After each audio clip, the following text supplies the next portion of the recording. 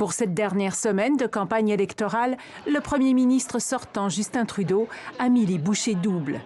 Les libéraux savent qu'ils ne peuvent rien prendre pour acquis.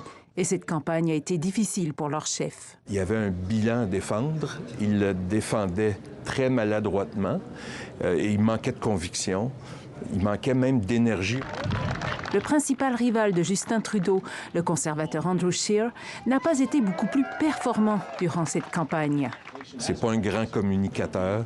Il suscitait aucun engouement, il suscitait rien, là. En fait, c'était presque inerte.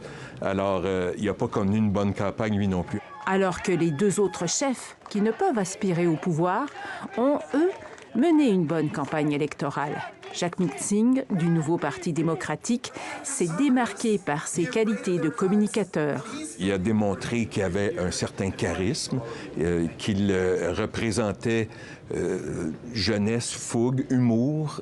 Donc, il y a beaucoup de gens qui se sont identifiés à lui.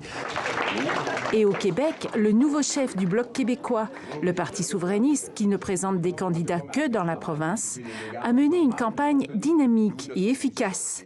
Yves-François Blanchet a notamment fait de la laïcité un enjeu de ces élections au Québec. Une stratégie payante, le Bloc pourrait au moins doubler le nombre de ses députés. Comme toujours, c'est au Québec et en Ontario, les deux plus grosses provinces du Canada, que vont se jouer ces élections. C'est évident que nous demandons aux Canadiens un mandat majoritaire. On doit élire un gouvernement progressiste le 21 octobre. Justin Trudeau multiplie les messages pour encourager les électeurs à voter stratégiquement afin de fermer la porte du pouvoir aux conservateurs. Les libéraux sont fragilisés par la division du vote progressiste et leur électorat est moins mobilisé que celui des conservateurs.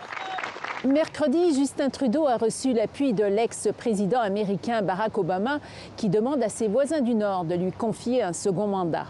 Un coup de pouce pour assurer sa réélection, mais rien n'est gagné. Et la lutte est si serrée qu'il est impossible de prédire qui, de Justin Trudeau ou d'Andrew Scheer, va remporter ces élections.